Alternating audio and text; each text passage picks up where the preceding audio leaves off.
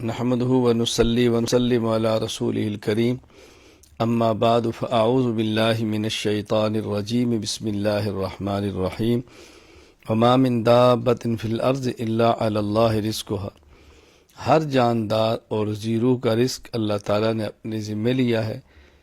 جس شخص کے مقدر میں رزق ہے اس کو مل کر رہے گا، جس روح کے مقدر میں رزق اللہ نے لکھا ہے اس کو ضرور ملے گا۔ وَهُوَ الَّذِي خَلَقَ السَّمَاوَاتِ وَالْأَرْضَ فِي سِتَّةِ أَيَّامٍ وَكَانَ عَرْشُهُ عَلَى الْمَاءِ لِيَبْلُوَكُمْ أَيُّكُمْ أَحْسَنُ عَمَلًا۔ اللہ تعالیٰ نے آسمان و زمین کو مرحلہ وار تدریجاً 6 دنوں مقدار میں پیدا فرمایا۔ اللہ چاہیں تو پل بھر میں پیدا فرما سکتے تھے، لیکن انسان کو سمجھایا کہ اللہ کا نظام تدریج کا ہے، آہستہ آہستہ کا ہے۔ آسمان و زمین اور ان سب چیزوں کو پیدا کیا۔ اللہ تعالیٰ دیکھتے ہیں کہ کون احسن و عملہ، سب سے اچھا عمل کرنے والا کون ہے۔ انسان کو دنیا میں بھیجا ہے اللہ تعالیٰ نے آزمائش کے لیے، کون نیک عمل کرتا ہے، اور یہ بات طے شدہ ہے کہ رسول اکرم صلی اللہ علیہ وسلم سے بڑھ کر احسن و عملہ کوئی نہیں۔ اس آیت کریمہ سے ایک بات یہ بھی سمجھ آتی ہے کہ تخلیق کا ایک مقصد رسول اکرم صلی اللہ علیہ وسلم کی ذات گرامی ہے، کیونکہ فرمایا جا رہا ہے کہ اللہ تعالیٰ نے آسمان و زمین کو 6 دنوں مقدار میں پیدا فرمایا، اور اللہ تعالیٰ کا عرش پانی پر ہے۔ کیوں؟ لیبلوکم ایکم احسن عملا، تاکہ اللہ تعالیٰ دیکھیں کہ احسن عملہ کون ہے۔ ظاہر احسن عملہ رسول اکرم صلی اللہ علیہ وسلم ہے، جن کے اعمال سب سے اچھے ہیں۔ فَلَعَلَّكَ تَارِكٌ بَعْضَ مَا يُوحَىٰ إِلَيْكَ وَضَائِقٌ بِصَدْرِكَ أَن يَقُولُوا لَوْلَا أُنزِلَ عَلَيْهِ كَنزٌ أَوْ جَاءَ مَعَهُ مَلَكٌ۔ نبی کریم صلی اللہ علیہ وسلم کو تسلی دی ہے کہ یہ لوگ جو فرمائشی معجزات مانگتے ہیں کہ آپ کے اوپر خزانے اتریں، آپ کے اوپر فرشتے آئے، اور ان کے فرمائشی معجزات پورے نہیں ہوتے، آپ اس سے غمگین نہ ہوں، فرمائشی معجزات مل بھی جائیں، یہ تب بھی کلمہ نہیں پڑھیں کہ آپ اپنی محنت کو جاری رکھیں۔ قُلْ فَأْتُوا بِعَشْرِ سُوَرٍ مِثْلِهِ مُفْتَرِيَاتٍ۔ یہاں اللہ تعالیٰ نے ایک چیلنج دیا ہے، جس طرح کہ گزشتہ پارہ نمبر 11 بتایا گیا تھا۔ پہلے چیلنج تھا ایک قرآن مجید جیسا قرآن لاؤ، نہیں لا سکے۔ پھر اس میں تخفیف ہوئی کہ 10 صورتیں لاؤ، نہیں لا سکے۔ پھر تخفیف تھی سورہ یونس میں کہ ایک صورت لاؤ، وہ بھی نہیں لا سکے۔ اسی طرح سورہ بقرہ کے اندر بھی ایک صورت کا مطالبہ تھا، تو یہاں 10 صورتوں کا مطالبہ کیا گیا ہے۔ مخالف نہ لا سکے ہیں، نہ قیامت کی صبح تک لا سکیں گے۔ آگے اللہ تعالیٰ نے 7 انبیاء علیہ السلام کا تذکرہ فرمایا ہے۔ نمبر 1، وَلَقَدْ أَرْسَلْنَا نُوحًا إِلَىٰ قَوْمِهِ إِنِّي لَكُمْ نَذِيرٌ مُّبِينٌ۔ نوح علیہ السلام 950 سال تک اپنی قوم کو دین کی دعوت دیتے رہے، قوم نے بات کو نہیں مانا۔ حکم ہوا کشتی تیار کرو، آپ نے کشتی تیار کی۔ آپ نے فرمایا کہ جو ایمان والے ہیں میرے ساتھ کشتی میں بیٹھ جائیں، وہ بیٹھ کے اللہ کا عذاب آیا، طوفان آیا، سب ہلاک ہو گئے سوائے نوح علیہ السلام اور ان کے اوپر ایمان لانے والوں کے، باقی کوئی نہیں بچا۔ وَإِلَىٰ عَادٍ أَخَاهُمْ هُودًا۔ حضرت ہود علیہ السلام نے اپنی قوم قوم عاد کو، جو بہت طاقتور تھی، اللہ تعالیٰ کی عبادت کی دعوت دی، توحید کی دعوت دی، مگر اس قوم نے بات کو نہیں مانا اور اپنے بتوں کی پوجا پاٹ میں لگے رہے۔ بالآخر اللہ تعالیٰ نے حضرت ہود اور ان پر ایمان لانے کو بچایا، اور باقی تمام کو طوفان کے عذاب کے اندر مبتلا کر کے ہلاک فرما دیا۔ نمبر 3، وَإِلَىٰ ثَمُودَ أَخَاهُمْ صَالِحًا۔ حضرت صالح علیہ السلام کو قوم سمود کی طرح نبی بنا کر بھیجا۔ آپ نے توحید کی دعوت دی، گناہوں سے روکا، لیکن قوم باز نہیں آئی۔ بالآخر نے فرمائشی معجزہ کیا کہ اونٹنی چٹان سے نکلے، وہ بھی اللہ نے نکال دی۔ اس نے اونٹنی کو بھی قتل کیا۔ بالآخر اللہ تعالیٰ کا عذاب آیا اور یہ ساری قوم تباہ و برباد ہوگی۔ نمبر 4، وَلَقَدْ جَاءَ رُسُلُنَا إِبْرَاهِيمَ بِالْبُشْرَىٰ۔ حضرت ابراہیم علیہ السلام کا ذکر کیا۔ آگ باز فرشتے آئے، آپ کی بڑھاپے کی حالت میں آئے، آپ کو اولاد کی خوشخبری دی، اللہ اکبر، کہ آپ کا اسحاق پیدا ہوں گے، پھر اسماعیل پیدا ہوں گے۔ اللہ تعالیٰ نے آپ کو لخت جگر عطا فرمائے۔ نمبر 2 نے بتایا کہ ہم جا رہے ہیں لوط علیہ السلام کی طرف، تو ان کو پہلے ملے اور اس کے بعد خوشخبری دیتے ہوئے لوط علیہ السلام کی قوم کی طرف روانہ ہوگی۔ نمبر 5، وَلَمَّا جَاءَتْ رُسُلُنَا لُوطًا سِیءَ بِهِمْ وَضَاقَ بِهِمْ ذَرْعًا۔ حضرت لوط علیہ السلام کے پاس جب یہ دونوں فرشتے گئے تو اس حالت میں گئے کہ خوبصورت بھی تھے، نوجوان بھی تھے، اور ان کے چہرے پر داڑھی نہیں، بے ریش۔ ان کی قوم میں بیماری تھی کہ مردوں کے ساتھ گھنونا اور گندا فعل کرتے، ہم جنس پرستی اس کے اندر تھی۔ لوط علیہ السلام بہت پریشان ہوئے کہ میری قوم ان کے ساتھ کوئی حرکت نہ کرے، ان کو معلوم نہیں تھا کہ نبی ہے، وہ سمجھا کہ میرے مہمان ہیں۔ تو وہی قوم نے حرکت کری، جب دوڑے تو لوط علیہ السلام کو فرشتوں نے بتایا کہ ہم تو ملائکہ ہیں، آپ کی قوم کا امتحان تھا، یہ ناکام ہوئے ہیں، اب ہم ان کو برباد کر دیں گے، آپ اپنی ایمان والی قوم کو لے کر نکل دیں۔ لوط علیہ السلام پر ایمان لانے والے ان کو لے کر چلے گئے، باقی ان کی قوم کے اوپر سخت قسم کا عذاب آیا۔ اللہ تعالیٰ نے آسمان کی طرف جا کر ان کو الٹا پٹخ دیا، اوپر پتھروں کی بارشیں ہوئی۔ نمبر 6، وَإِلَىٰ مَدْيَنَ أَخَاهُمْ شُعَيْبًا قَالَ يَا قَوْمِ اعْبُدُوا اللَّهَ مَا لَكُم مِّنْ إِلَٰهٍ غَيْرُهُ۔ قوم مدین کی طرف حضرت شعیب علیہ السلام کو نبی بنا کر بھیجا۔ قوم مدین کی بدی عادت یہ تھی کہ ناپ تول میں بہت کمی کرتے تھے۔ حضرت شعیب علیہ السلام نے بہت سمجھایا، یہ نہیں مانے، بالآخر اس قوم کے اوپر بھی سخت عذاب آیا۔ نمبر 7، وَلَقَدْ آتِينَا مُوسَى الْكِتَابَ فَاخْتُلِفَ فِيهِ۔ حضرت موسیٰ علیہ السلام کا ذکر کیا، اور قرآن کریم میں کئی مرتبہ موسیٰ علیہ السلام کا ذکر آیا۔ اللہ نے ان کو کتاب دی، تورات دی، معجزات دیے، فرعون مقابلے میں اترا، دعوت کو نہیں مانا، ذلیل و خوار ہو کے برباد ہو گیا۔ یوم یأتی لا تکلم نفس الا بإذن۔ قیامت کی ہولناکیوں کا ذکر کیا، جب قیامت کا دن آئے گا اللہ کی اجازت کے علاوہ کوئی شخص اللہ کے دربار میں بات بھی نہیں کر سکے گا، اور مومن نیک بخت ہوں گے، کفار بد بخت ہوں گے۔ اللہ ہمیں نیک بختوں میں شامل فرمائے۔ فاستقم کما امرت ومن تاب معک، یہ حکم دیا گیا اللہ کے نبی آپ اور آپ پر ایمان لانے والے سب استقامت اختیار کریں، ثابت قدم رہیں۔ رسول اکرم صلی اللہ علیہ وسلم فرمایا کرتے تھے کہ میرے بال جو سفید ہوئے ہیں ان کی وجہ سورہ ہود کی یہ آیات ہے کہ اللہ نے حکم دیا پیغمبر تو ڈٹ جا، میں کیسی استقامت اختیار کروں۔ اللہ اکبر۔ اللہ تعالیٰ سے عافیت کی دعا مانگنی چاہیے، اللہ تعالیٰ میں عافیت کے ساتھ دین کی خدمت کے لیے قبول فرمائے۔ واقم الصلاۃ طرفی النہار وزلفا من اللیل ان الحسنات یذہبن السیئات۔ یہاں ایک بات تو سمجھائی کہ نماز کی پابندی کرو، دوسری بات بتائی کہ نماز کے اوقات کا خیال کرو، تیسری بات بتائی کہ جب انسان نیک اعمال کرتا ہے اللہ اس کی برکت سے گناہوں کو ختم فرما دیتے ہیں۔ وَكُلًّا نَقُصُّ عَلَيْكَ مِنْ أَنْبَاءِ الرُّسُلِ مَا نُثَبِّتُ بِهِ فُؤَادَكَ۔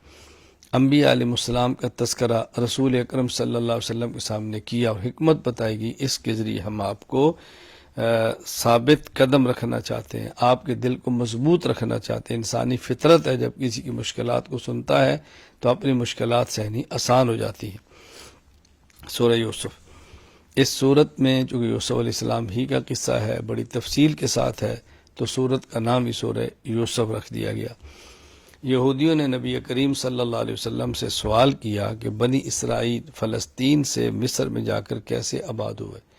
ان کے سوال کا مقصد یہ تھا کہ رسول اللہ صلی اللہ علیہ وسلم کو اس کا جواب معلوم نہیں ہوگا، چونکہ آپ امی ہیں، آپ نے دنیا میں کسی سے پڑھا نہیں ہے، ان کتابوں کا مطالعہ تو کیا نہیں ہے، تو جواب نہیں آئے گا تو ہم ان کا تمسخر اڑائیں گے اور انکار کریں گے۔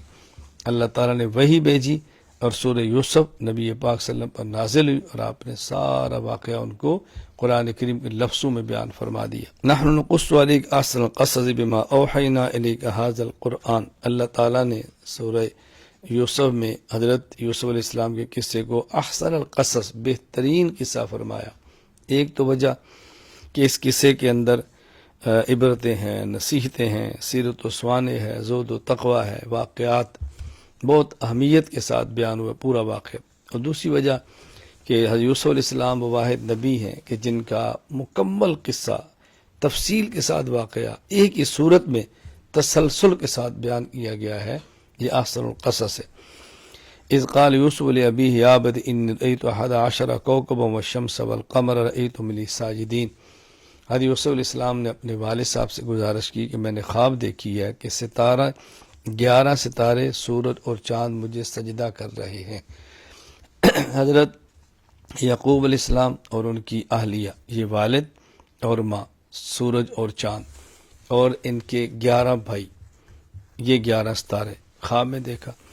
حضرت یعقوب علیہ السلام نے تعبیر بتائی ہوگی کہ ایک وقت آئے گا کہ تمہاری والدہ، تمہارا والد اور یہ سب تمہارے بھائی تمہاری عظمت کے قائل ہوں گے اور تمہیں سجدہ کریں گے۔ حضرت یوسف علیہ السلام کو خواب کی تعبیر بتائی اور ساتھ یہ بنایا، یا بنی لا تقصص رؤیاک علی اخوتک، یہ خواب اپنے بھائیوں کے سامنے بیان نہ کریں ورنہ وہ تیرے خلاف تدبیریں کریں گے، یعنی ہلاک کرنے کے لیے۔ حضرت یوسف علیہ السلام کے بھائیوں کو خواب کا پتہ چل گیا ہوگا، ممکن ہے بچپن کی وجہ سے آپ نے ذکر فرما دیا ہو، یا انہیں یوسف علیہ السلام کے ساتھ جو حضرت یعقوب کی محبت تھی اس کی بنیاد پر حسد کیا اور یوسف علیہ السلام کو ختم کرنے کے منصوبے بنانے شروع کر دیے۔ چونکہ حضرت یوسف علیہ السلام کی عظمت کو دیکھا تھا اور اللہ کے نبی تھے، یعقوب علیہ السلام کی محبت ان سے باقی اولاد کی نسبتاً طبی اعتبار سے زیادہ تھی، یہ اپنے بھائیوں میں چھوٹے بھی تھے۔ تو یوسف علیہ السلام کے بھائیوں نے اپنے والد سے کہا کہ ہمارا جی چاہتا ہے کہ آپ اس کو ہمارے ساتھ بھیجیں اور ہم اس کا خیال رکھیں گے اور اس کو حفاظت گھر واپس لائیں گے۔ حضرت نے فرمایا کہ مجھے ڈر ہے، انی خاف ان یاکلہ الذئب، کہ ایسا نہ ہو کہ اس کو بھیڑیا کھا جائے، یہ چھوٹا ہے، تم کھیل کود کے اندر لگے ہو یا بکریوں کے اندر مشغول ہو۔ تو انہوں نے کہا نہیں ہم ان کا خیال کریں گے۔ خیر جب یہ یوسف علیہ السلام کو لے کر گئے تو انہوں نے آپس میں مشورہ کیا، اقتلوا یوسف او اطرحوہ ارضا یخل لکم وجہ ابیکم، کہ تم یوسف کو یا تو قتل کر دو اور یا کسی کنویں کے اندر ڈال دو۔ ان کے بڑے بھائی یہودا اس نے کہا کہ انہیں قتل نہ کرو، کنویں میں ڈال دو۔ تو یہ لوگ متفق ہو گئے اور یوسف علیہ السلام کو کنویں کے اندر ڈالا اور ڈال کر چلے گئے۔ وہاں سے قافلہ گزر رہا تھا اور ان لوگوں نے اپنا ڈول ڈالا پانی لانے کے لیے، یوسف علیہ السلام بچے تھے، ان ڈول کو پکڑا تو باہر تشریف لے آئے۔ اللہ اکبر! تو قافلے والوں نے کہا یہ بچہ ہے، تو انہوں نے اسی قافلے والوں کو تھوڑی قیمت پر بیچ دیا کہ تو ہمارا غلام ہے، دوڑا ہوا ہے، لہذا ہم اس کو بیچتے ہیں۔ واپس آئے تو یوسف علیہ السلام کے والد یعقوب علیہ السلام سے انہوں نے کہا کہ اوہو ابا جی یہ دیکھیں قمیص ہے، قمیص کے اوپر ایک بکری ذبح کر اس کا خون لگا دیا، کہا وہ آپ تو کہتے تھے نا بھیڑیا، وہی ہوا، ان کو بھیڑیے نے کھا لیا ہے۔ حضرت یعقوب علیہ السلام نے فرمایا کہ نہیں یہ غلط بات ہے، تم نے غلط مکر کیا ہے۔ خیر یوسف علیہ السلام کو بیچ دیا۔ یوسف علیہ السلام مصر میں چلے گئے۔ ولما بلغ شدہ آتین حکما و علما، یوسف علیہ السلام کو عزیز مصر کی بیوی نے خریدا اور عزیز مصر نے کہا ہم اس کو اپنا بیٹا بنا کے رکھیں گے۔ ایک امتحان ہی آیا کہ باپ سے دور ہو گئے، پھر بچپن میں بک گئے اور پھر بک کرو دوسرے ملک میں چلے گئے۔ پھر امتحان یہ کہ جب یہ بڑے ہوئے، خوبصورت بھی تھے، حسن و جمال اللہ نے عطا فرمایا، پاک دامن اور نیک تھے، عزیز مصر کی بیوی ان پہ فریفتہ ہو گئی، اس نے اپنی بری خواہش کا اظہار کیا، کمرے میں بند کر لیا اور تالے لگا دیے۔ یوسف علیہ السلام پوچھا کیا کر رہی ہو؟ اس نے کہا میری خواہش پورا کرو۔ کہا یہ نہیں ہو سکتا۔ یوسف علیہ السلام دوڑے دروازے کی طرف، اللہ نے اپنے کرم سے تالوں کو کھول دیا۔ اس نے پیچھے سے ہاتھ مارا تو یوسف علیہ السلام کی قمیص کو پکڑا، آپ دوڑے تو قمیص پھٹ گئی۔ آگے گئے تو عزیز مصر، تو اس نے کہا کیا ہو رہا ہے؟ اس نے فوراً جھوٹ بولا کہ یہ تمہاری عزت پہ حملہ کر رہا تھا۔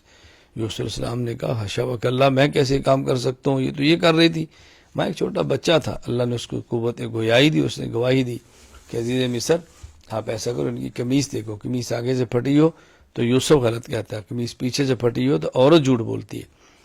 وہی ہوا، جب قمیص دیکھا پیچھے سے پھٹی تھی تو عزیز مصر نے کہا دیکھو تمہارا گناہ ہے، اور یوسف علیہ السلام سے کہا تم خاموشی اختیار کرو، جانے دو بس۔ وقال نسوۃ فی المدینہ امرأۃ العزیز تراود فتاہا، مصر کی عورتوں کو جب یہ بات پہنچی تو انہیں عزیز مصر کی اہلیہ کو طعنہ دیا کہ تم نے غلام پہ فریب تھا۔ اس نے کہا تم نے غلام کو دیکھا ہی نہیں۔ اس نے محل میں دعوت کی، یوسف علیہ السلام کو بلایا، دسترخوان تھا، پھل رکھے، چھریاں رکھی۔ جب انہوں نے یوسف علیہ السلام کو دیکھا ایسی مست ہوئی کہ اپنے ہاتھوں پر چھریاں چلا بیٹھی، گئے تو انسان بھی نہیں لگتا، یہ تو کوئی فرشتہ لگتا ہے۔ خیر حضرت یوسف علیہ السلام کے ساتھ یہ سارا منظر پیش آیا۔ عزیز مصر کی بیوی نے دھمکی دی اگر تو نے میری خواہش کو پورا نہ کیا تو جیل کے اندر ڈال دیا جائے گا۔ یوسف علیہ السلام اللہ سے دعا مانگی، رب السجن احب الی مما یدعوننی الی، اے اللہ جس گناہ کی طرف مجھے عورتیں دعوت دیتی ہیں سے تو جیل بہتر ہے۔ یوسف علیہ السلام ایک عرصہ تک جیل میں رہے، پھر جیل میں ان کے ساتھ اور بھی قیدی تھے، ودخل معه السجن فتیان، لیکن دو قیدیوں نے خواب دیکھی اور آپ سے تعبیر پوچھنا چاہیے۔ ایک بادشاہ کا باورچی تھا اور ایک بادشاہ کا ساقی تھا۔ ساقی نے دیکھا کہ میں بادشاہ کو جو ہے نا وہ پلا رہا ہوں شراب، اور باورچی نے دیکھا کہ میرے سر کے اوپر سے روٹیاں ہیں اور پرندے اس سے روٹیاں نوچ رہے ہیں، اٹھا کے لے جا رہے ہیں۔ یوسف علیہ السلام نے فرمایا، پہلے ان کو دین کی دعوت دی، موقع دیکھتے ہوئے اللہ کی توحید کی بات کی، ربوبیت کی بات کی، ان کو سمجھایا توحید۔ پھر آپ نے فرمایا کہ یہ جس نے بادشاہ کو پیالہ پیش کیا شراب کا، یہ تو ساقی بن جائے گا، بری ہو جائے گا، اور یہ جو باورچی ہے یہ سزا موت اس کو ہو جائے گی۔ وہی ہوا، ورچی کو سزائے موت ہوگی اور یہ بچ گیا۔ جو بچا تھا یوسف علیہ السلام نے کہا ساقی کو بادشاہ سے میرا بھی تذکرہ کرنا، وہ گیا اور وہاں جا کر بھول گیا۔ یوسف علیہ السلام کئی سال تک جیل میں رہے، یعنی 3 سے 9 سال کے درمیان کا عرصہ 6 یا 7 سال جیل میں گزارے۔ ایک وقت ہے کہ بادشاہ کو خواب آئی، وقال الملک انی را سبع بقرات سمان یأکلہن سبع عجاف وسبع سنبلات خضر وأخر یابسات۔ اس نے دیکھا کہ 7 گائیں ہیں تر و تازہ ہیں، 7 گائیں دبلی پتلی ہیں۔ دبلی پتلی گاؤں نے تر و تازہ موٹی گاؤں کو کھا لیا، اور 7 بالیاں سٹے گندم کے دیکھے کہ سبز ہیں اور 7 دیکھے خشک ہیں۔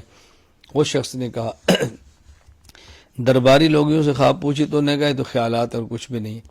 اس شخص نے جو قید میں آپ کے ساتھ رہا تھا بری ہو کر اس نے بادشاہ جیل کے اندر ایک قیدی ہے، سچا ہے، نیک ہے، خوابوں کی تعبیر جانتا، مجھے کو تو میں بلا کر لاؤں؟ تو کہا جاؤ لاؤ جا کے۔ یوسف علیہ السلام کو جب پہنچا تو یوسف علیہ السلام نے فرمایا کہ دیکھو 7 سال تک خوب غلہ ہوگا، پھر 7 سال خوب قحط آئے گا۔ جو غلہ ہو اس کو تم سٹے کے اندر رہنے دو، دانے باہر مت نکالو، محفوظ رکھ لو، اور یہ قحط کے سالوں میں کام آئے گا۔ اور پھر 1 سال ایسا آئے گا کہ جس میں تمہارے پاس پھل ہی پھل ہوں گے، غلہ ہی غلہ ہوگا، سب قحط ختم ہو جائیں گے۔ جب یہ تعبیر لے کر واپس پہنچا تو بادشاہ نے کہا وقال الملک اتونی بھی، جاؤ اس کو میرے پاس لاؤ۔ جب قاصد پہنچا لینے کے لیے تو یوسف علیہ السلام فرمایا ارجع الی ربک فاسألہ ما بال النسوة اللاتي قطعن ایدیہن، میں یوں باہر نہیں آتا، پہلے ان عورتوں سے پوچھو جنہیں اپنی انگلیاں کاٹی تھی، قصہ کیا تھا؟ یوسف علیہ السلام کیسے ڈٹ گئے۔ بادشاہ نے پوچھا تو ان عورتوں نے کہا بالکل گناہ ہمارا تھا، وہ تو پاک دامن تھا۔ پھر یوسف علیہ السلام عزت کے ساتھ جیل سے رہا ہوئے۔ وآخر دعوانا الحمد للہ رب العالمین۔